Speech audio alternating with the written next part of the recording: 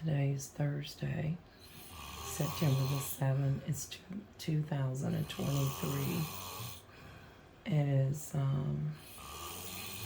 very late after midnight. The time is approximately 3:37 a.m. I am in Arkansas, and Brando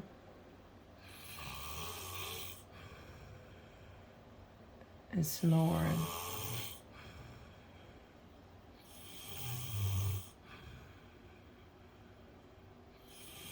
He doesn't think he snores, so seeing is believing.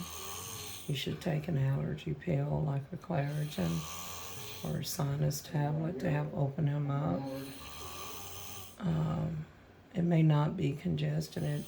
It could be like swollen polyps in a nostril, and he's going to have to do something about that.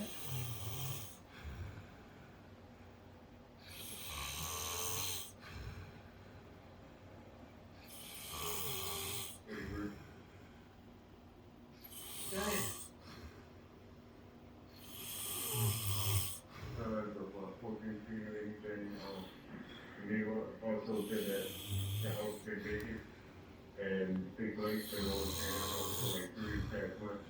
So he could have said